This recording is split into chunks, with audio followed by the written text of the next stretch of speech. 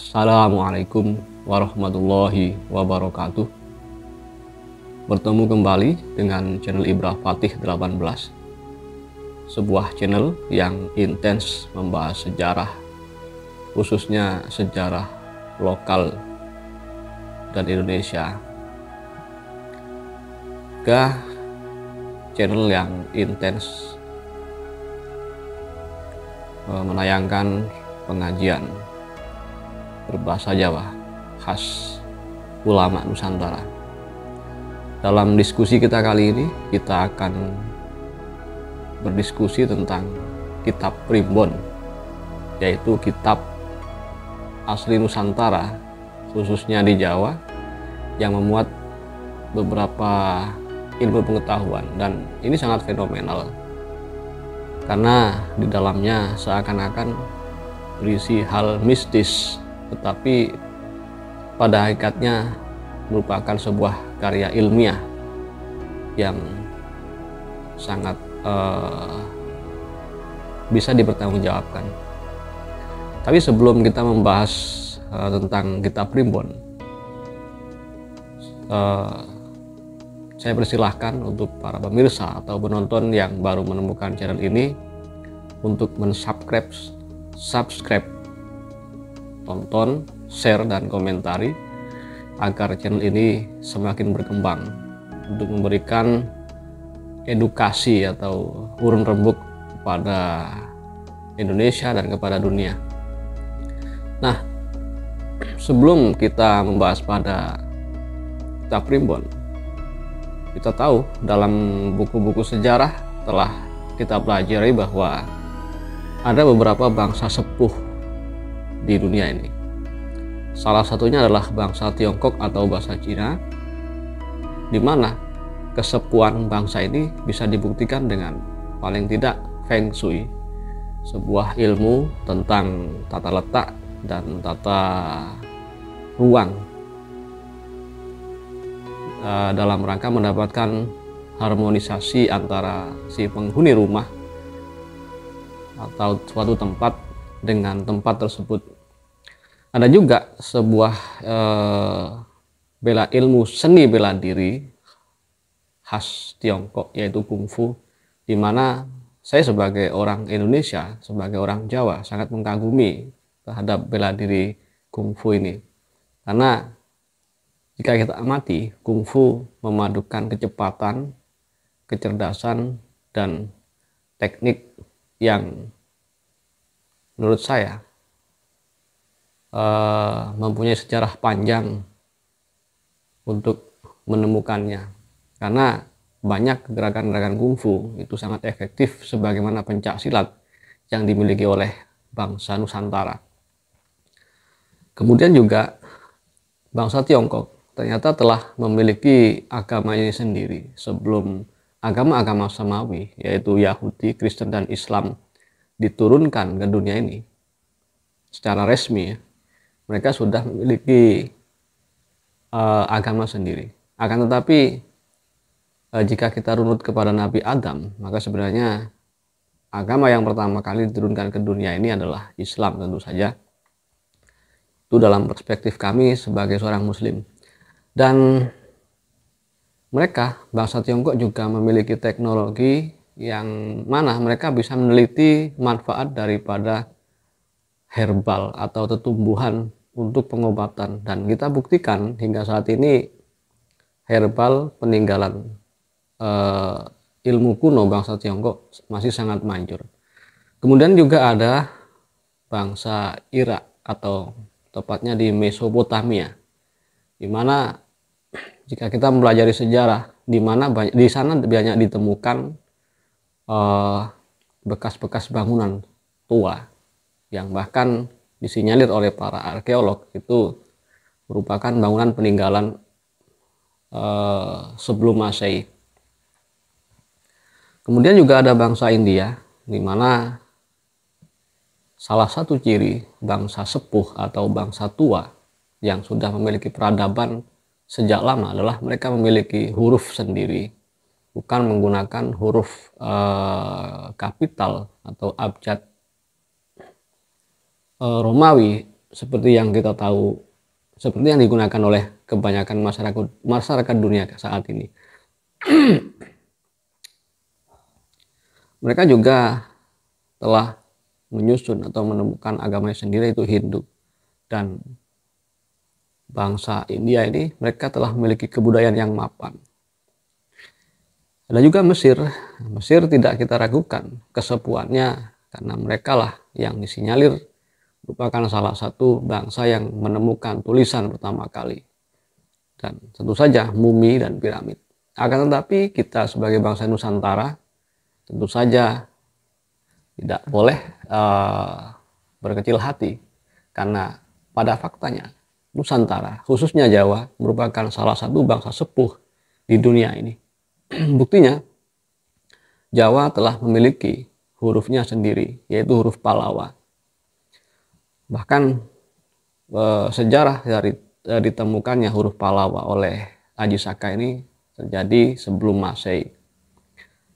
Jawa atau Nusantara juga memiliki berbagai macam aliran ilmu bela diri yang kita sebut dengan pencak silat. Apabila kita teliti, pencak silat memiliki banyak kesamaan dengan bela diri kungfu, karena pencak silat banyak gerakan-gerakan kecil yang sangat efektif dan memiliki daya hancur yang sangat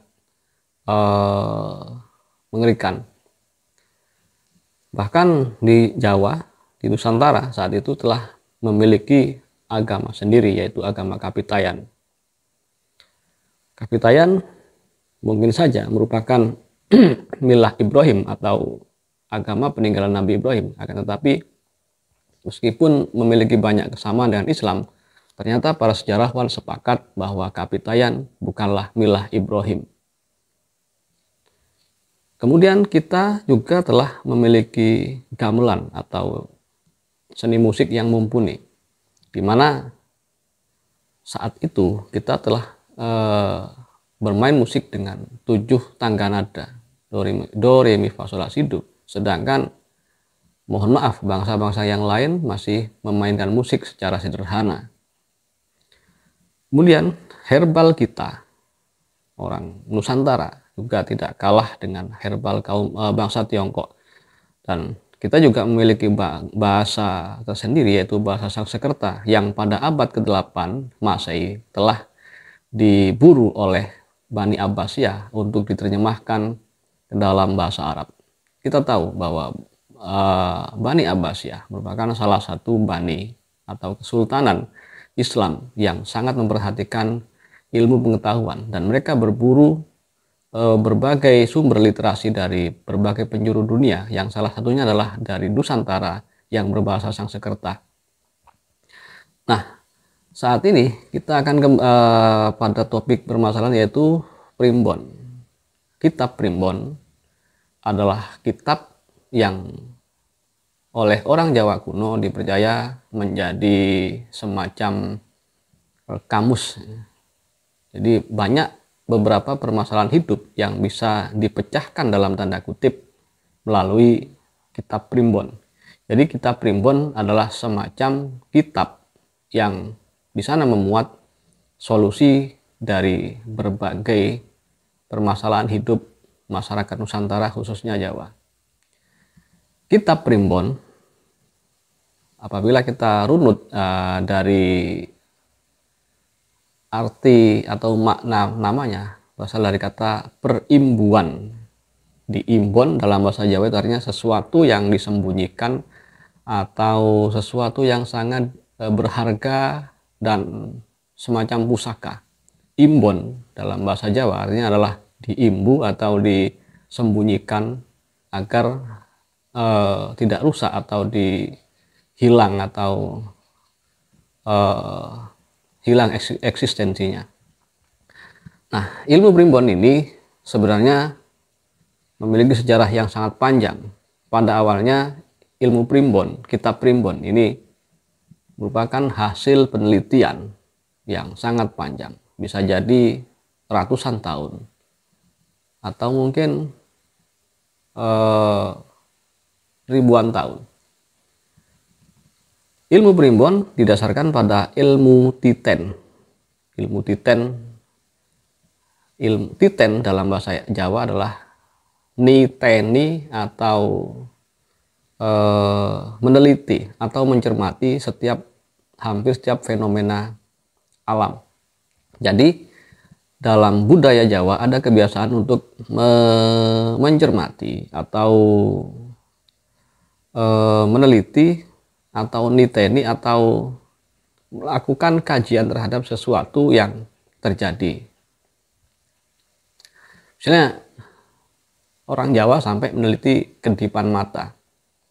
Dalam kitab Primbon juga disebutkan bahwa apabila mata kita berkedip sebelah kiri pada malam hari, maka akan ada pertanda seperti ini. Sebenarnya kitab Primbon ini mungkin yang pertama memang didasarkan dari penelitian yang beratus-ratus tahun, dan itu terjadi pada ribuan orang atau setidaknya ratusan orang. Misalnya begini, ada seseorang yang mengalami mimpi digigit ular. Maka biasanya setelah seseorang bermimpi seperti itu, akan datang jodohnya. Dan karena hal itu terjadi pada banyak orang dan seringkali menjadi sebuah kebenaran, sebuah realita, maka masyarakat Jawa sepakat bahwa apabila ada seseorang yang bermimpi digigit ular, maka tak lama setelah itu ia akan mendapatkan jodohnya. Nah, kasus-kasus seperti itu akhirnya disatukan, ditulis menjadi sebuah kitab yang bernama Kitab Primbon. Bisa juga kitab Primbon ini berasal dari semacam ilham, karena masyarakat Jawa ketika itu meskipun masih belum memeluk Islam, oleh Allah Subhanahu wa Ta'ala telah diberikan ketajaman hati atau ketajaman nurani, karena mereka terkenal dengan kejujurannya dan ketekunannya. Bahkan mereka mungkin telah melakukan semacam istikharah atau mencari kabar dari langit, kabar ilahiyah. Karena seperti kita tahu, masyarakat Nusantara, terutama Jawa, sejak masa lalu, mereka telah terbiasa melakukan ritual tapa brata, nyepi, tirakat, dan lain sebagainya. Bahkan ada di antara mereka yang sampai bertapa di gunung-gunung dan mengalami apa yang disebut moksa atau hilang raganya karena telah kembali kepada Allah Subhanahu wa Ta'ala. Bisa juga karena orang Jawa ini sangat dekat dengan alam, maka mereka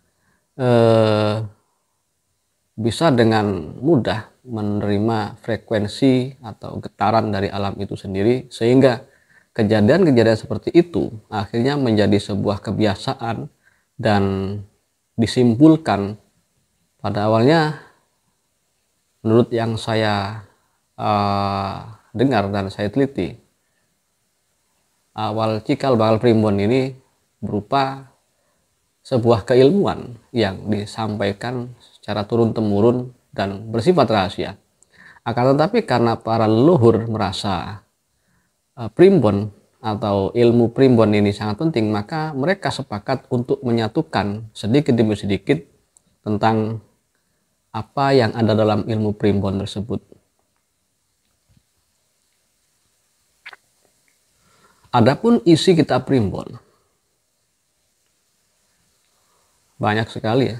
Ada yang berupa tanda-tanda baik. Misalnya jika seseorang terlahir pada hari misalnya Minggu, kemudian pasarannya Pon, maka akan dicarilah Neptu. Neptu adalah penggabungan dari jumlah hari dan jumlah pasaran kemudian dibagi, maka hasil pembagian tersebut akan menentukan bagaimana nasib atau peruntungan daripada seseorang tersebut. Sekali lagi, hal ini bukan berdasarkan ilmu mistis atau ilmu sihir, tetapi ini berasal dari sejarah panjang penelitian yang akhirnya ditemukan rumus-rumus hitungan. Bisa juga bagi mereka yang akan membuka rumah, membuka usaha, menempati rumah, melangsungkan pernikahan, dan lain sebagainya. Mereka memilih hari-hari tertentu yang mana hari Selasa, Rabu, Kamis itu merupakan hari yang terjadi di bumi, dan ada hari yang terjadi di langit yaitu pasaran, di mana pasaran ini didasarkan pada posisi rembulan. Maka digabungkanlah dua macam nama waktu tersebut menjadi misalnya Sabtu Pon, Minggu Pahing.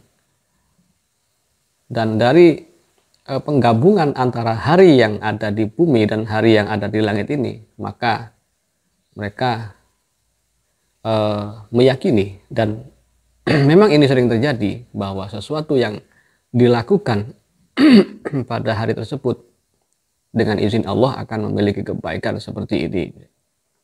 Kemudian juga ada hitungan. Sekali lagi, hitungan di dalam kitab Primbon bukan hanya hitungan tentang perjodohan, tentang kapan harus menanam, kapan harus berlayar, kapan harus membuka perdagangan, tetapi juga pada hal-hal yang misalnya mengejar pencuri. Rumah yang menghadap ke utara kemudian mendapat musibah, terjadi pencurian pada hari Sabtu Pon, maka bisa dicari kemana arah daripada si pencuri ini apabila mereka tuan rumah atau masyarakat mengejarnya. Dan biasanya hal ini sering kali terbukti meskipun tidak 100%. Ada juga ciri fisik atau katuranggan. Ciri fisik dalam kitab Primbon ini bisa ciri fisik seorang bayi, ciri fisik manusia dewasa, ciri fisik wanita, bahkan ciri fisik binatang seperti kuda, perkutut, ayam, dan lain sebagainya.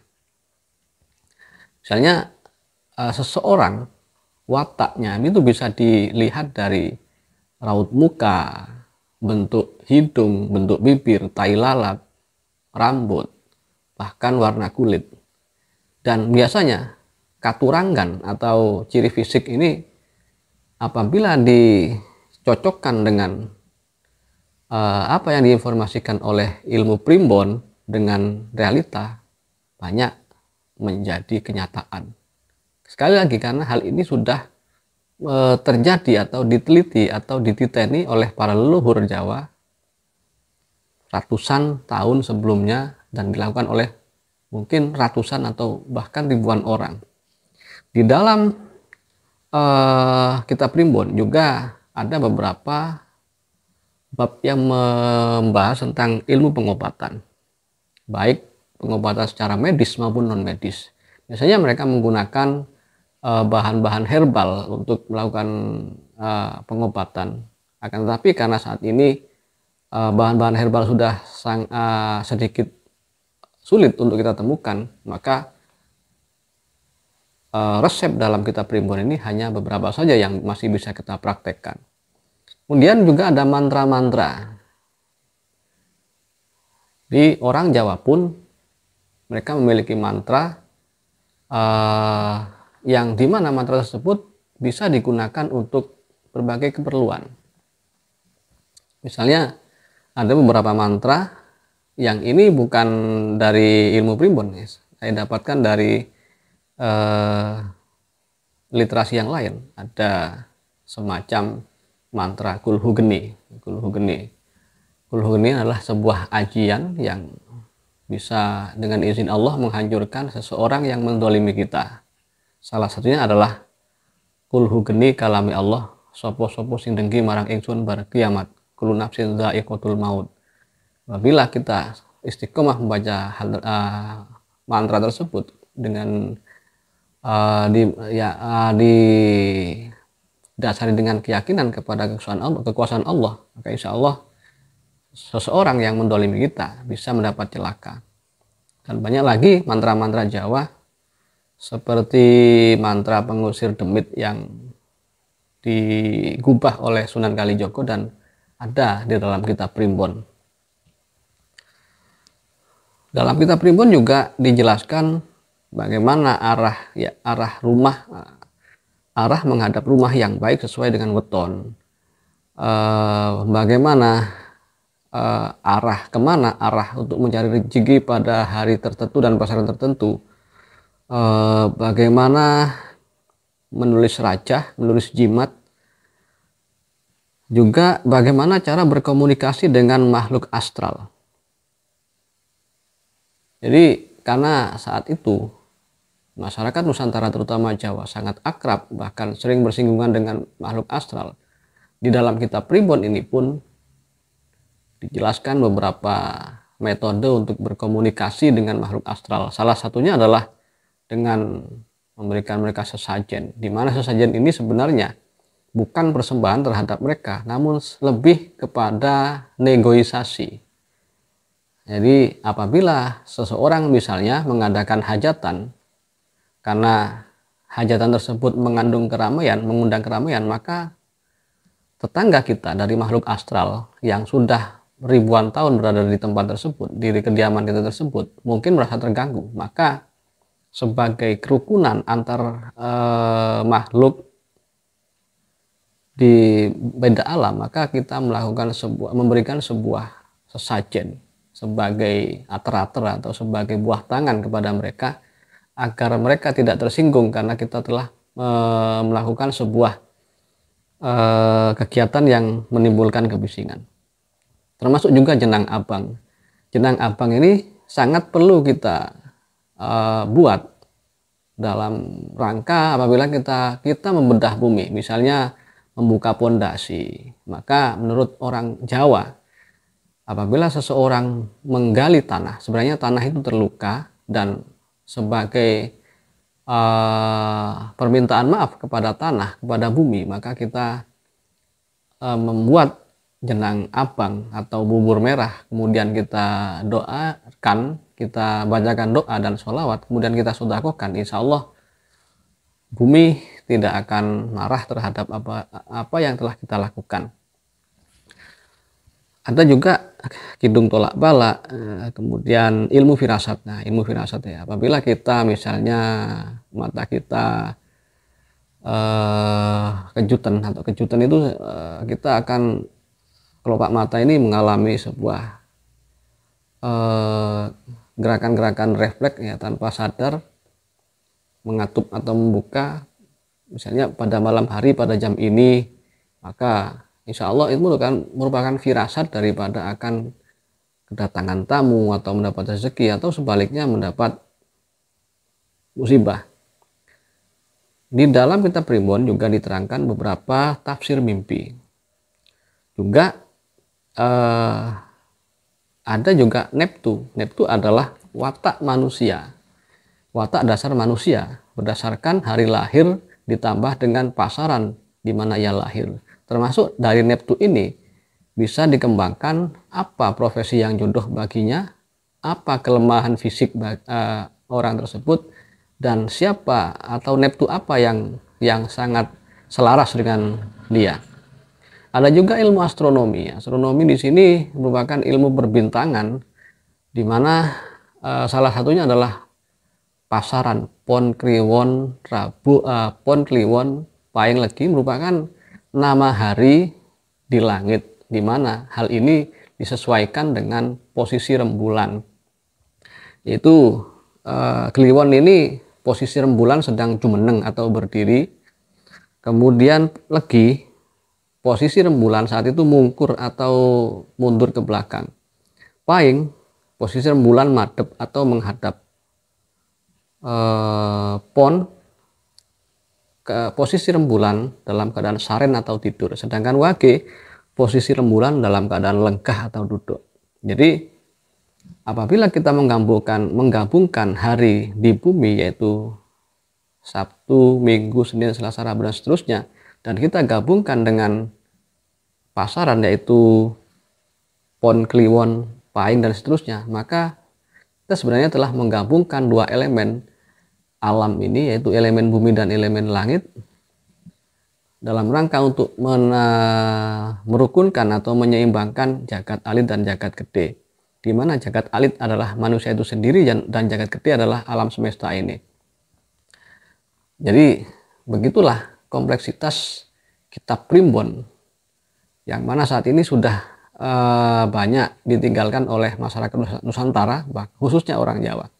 Akan tetapi ada kelemahan dari kitab Primbon ini, karena kitab Primbon diciptakan oleh manusia, meskipun pada asal muasalnya berupa ilham dari Allah Subhanahu wa Ta'ala, tapi menurut saya kitab Primbon ini kelemahannya adalah apabila kita terlalu menuruti apa yang ada dalam kitab Primbon, maka dalam kegiatan sehari-hari kita akan mengalami banyak pantangan, kemudian halangan. Maka untuk begini akan terbentur ini, begitu akan terbentur itu. Maka sebagai tindakan bijak, kita pergunakan kitab Primbon ini mungkin pada hal-hal yang sangat perlu saja, hal-hal yang sangat sakral seperti pernikahan, hajatan, membuat rumah, mulai usaha dan lain sebagainya. Mungkin juga yang kita ambil juga yang sangat penting adalah ilmu firasat, karena sebenarnya apapun yang akan terjadi dengan kita biasanya oleh Allah Subhanahu wa Ta'ala akan diperingatkan atau diberikan kabar. Terutama hal-hal yang kurang baik biasanya akan diberi isyarat melalui mimpi, melalui kedutan, melalui binatang yang masuk ke rumah kita, atau melalui denging yang kita dengar di telinga. Demikian juga demikian para sahabat subscriber bahasan kita, diskusi kita kali ini. Saya yakin karena terlalu banyak ide yang kita diskusikan kali ini masih belum memadai. Oleh karena itu saya sangat berharap Anda sekalian para pemirsa subscriber untuk berkontribusi melengkapi informasi hasil diskusi kita kali ini. Dan jangan lupa subscribe, share, komentar, sukai, dan tentu saja komentar yang membangun. Demikian, ketemu lagi dalam video-video selanjutnya. Assalamualaikum warahmatullahi wabarakatuh.